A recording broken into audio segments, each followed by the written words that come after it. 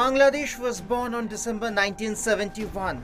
Before that, it suffered one of the worst genocide that began on 26 March 1971 with the launch of Operation Searchlight.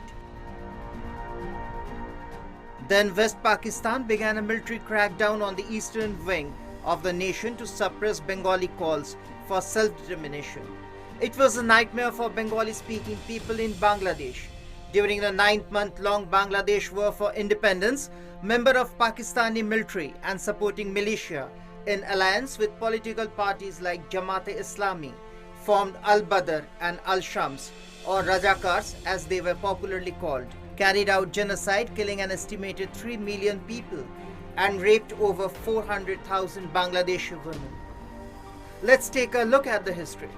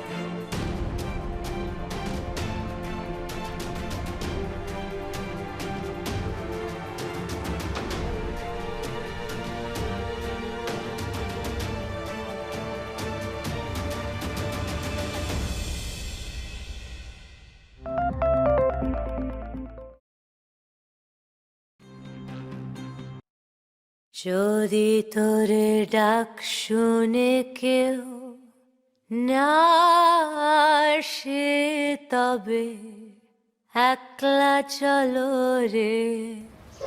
আমাকে নির্দেশ দিল কাপড় চোপড় খুলে ফেলতে। দেখি পিছের দিক থেকে দুইজনে মেয়ে ডাবা তুলে একটা গাছ আছিল তার সাথে বাড়ি দিল। তাহলে এত দুঃখ কত কাহিনী আবা। I am Lisa Ghazi. I grew up listening to my father telling stories about a forgotten genocide. When I turned 17, my father, who was a freedom fighter, told me that he had witnessed hundreds of raped women and girls standing back to back on a convoy of trucks, like sacrificial animals. This image of Birangana women stayed with me forever. এইভাবে করে বাঁধবে, মানে এই চোখতে গামছা বাঁধ দিবে, দিয়ে এইভাবে করে রাখবে, রাখে এনে এই যে এতটুকু করে ঘাড়া খুঁজবে, ঘাড়া খুঁজে এইভাবে করে দিবে, দিয়ে এইখানে গুলি মারবে। খুলিয়াটি গিয়ে তো লালে লাল হয়ে গেল। Birangana means brave woman. I wanted to meet them, but I wanted to know them as they are and beyond the term Birangana. কি বিচার করবে না বিচার করবে আল্লাহ করবে, মানুষের বিচার চাই না। থাক দিনে ঠোকা তো হবে, খাতা তো হবে, নিন্দা তো হবে। আরো খেলার বাকি আমার রয়ে গেছে, আমি আরো খেলবো। I see their faces now. I could have been one of them. This is the story of some of these women.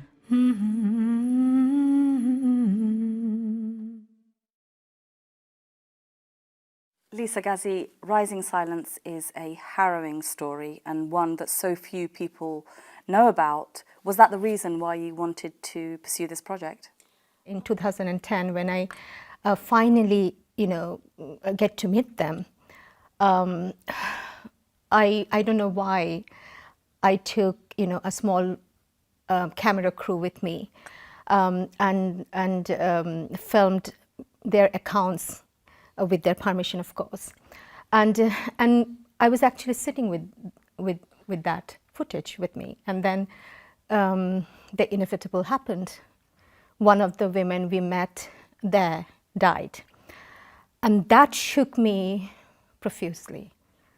I realized that, when Birangana woman dies, her story dies with her. And that, realization made me to do something about it. Can you tell me some of the anecdotes, some of the things that they told you about what happened to them that has stayed with you until today, until this day? There are so many. I actually met some 80 plus Birangana women, I have spoken with them, spent time with them, and there are so many stories that will never leave me. This woman, this Birangana woman, her name is Rajubala, she died. She said that, because of me, my grandchildren are teased. They are taunted, and they come home crying. And my daughter and her daughter used to be, called all sorts of names. You are a bastard child, you are this, you are that, your mom was a whore, that kind of thing. And one day she stood up, and then she was killed. Tell me a little bit more about exactly how you got to know them and the things that you did together. During one shoot that we were shooting Three Sisters, and actually there were 4 sisters, and these 4 sisters were kept imprisoned in a rape camp. And after the war, right after the war, the youngest sister, she died because of internal hemorrhage. So these 3 sisters actually buried her, but they couldn't, they couldn't organize a ceremony, praying ceremony, which is Milad. I'm sure you know about it. So they couldn't arrange because nobody would come and join them praying for their sisters. So when we were filming them, one of the sisters said that we would like to have a milad for Budhi, for the youngest sister, and we said absolutely. We arranged it, and with their permission, we were filming that. But at the end of the milad, one of the sisters, Maleka, she felt unbearable. She couldn't take it anymore, and she fainted. And and we ran towards them. We fetched water and that kind of thing. And my crew, director of photography and the second camera, they stopped the filming straight away. They didn't wait for me to say cut, because it was very, very clear about, in our minds, that there's no way we can, compromise the dignity of these incredible women. What happened to so many of these women? There's nothing in the Bangladeshi history books about it. At the time, no, when I was growing up. Right after 1975, when Bangabandhu was assassinated with his entire family, right after that, overnight, these women, the Birangana women who were living in, women's centers, rehabilitation centers at the time, were thrown out on streets overnight, and all documents were burned down. So there's very little documents about these women in our country right now. That's why I felt so desperate to hang on to some of their stories. It's also how the community reacted. Would you not agree? Absolutely, because the stigma and collective shame attached to rape was so appalling that it wasn't spoken of in public at all. Some of them who wanted to talk about it, they were shunned, ostracized, and ultimately almost forgotten. All their lives, they received hatred. They received all sorts, stigma towards them, and they did not want to have the same kind of reception from me. Do you think they'd lost the ability to trust again? No, that's the amazing thing. No. They haven't lost the ability to trust. They haven't lost the ability to love. Their power of love and compassion is honorable. We wanted to touch the person who behind this term Birangana. You know, we want to know them on their own terms, beyond any labels or any statistics. Because when you think about 200 to 400,000 women and girls were systematically raped and tortured, do you see any face? I didn't. I couldn't. And that used to bother me, that I want to know the face behind this numbers and this title. So to touch, to know that person, you have to be, you know, they have to trust you. They have to feel that you are their friends. It must still have been an incredibly emotionally difficult experience for you to have interacted with them and heard their stories. How did it affect you emotionally? It affected me hugely. We actually filmed in 2 phases. In one phase, we filmed for 37 days. We were on the road for 37 days. And then the second phase, we went to Kolkata in India to do another story for 6 days.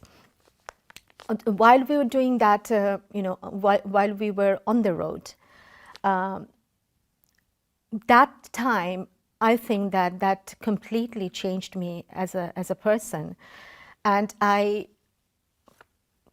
you know, to be able to spend times with these women, I actually came to know about myself, you know, better.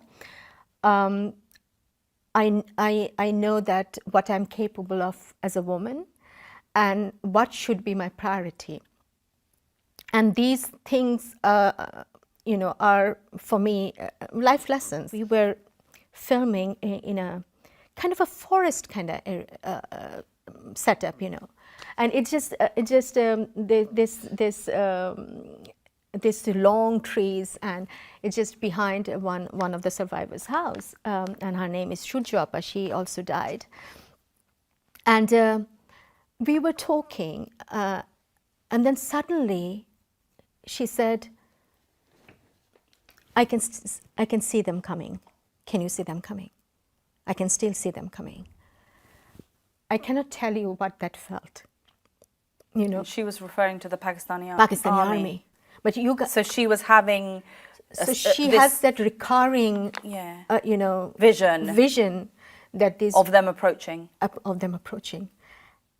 And then I thought, I'm so sorry, I get really emotional sometimes. Then I was thinking that to live with this all your life, I mean, how can you cope? How did they cope? You know, that was my number one question to them, that how did you cope? You know, they used to seek each other. They used to find each other. And I was like, how did you find? How did you know that that person is also a survivor? And she said, I don't know. Something would give away, and we would know. Nearly 50 years on, not a single person has been taken to court over this, prosecuted over this? No, no. If you ask me about the principal perpetrators, which are the Pakistani army, no. But recently, these survivors are receiving some kind of financial assistance from the government now, and also some kind of psychological and social support as well. So things have improved in that sense. Can you just tell me a little bit about that? I mean, things have hugely improved. I mean, in 2015, they have been given the status of freedom fighters, and they, I mean, the whole process started at the time in 2015 to give them a monthly stipend, but it is a long process. They have to be registered first to be able to attain those facilities. So it's ongoing, and many Birangana women are under this program, but not enough. Not enough. Oh, best of luck to you, Lisa Ghazi. It's been a pleasure. Thank you so much for having me. Thank you.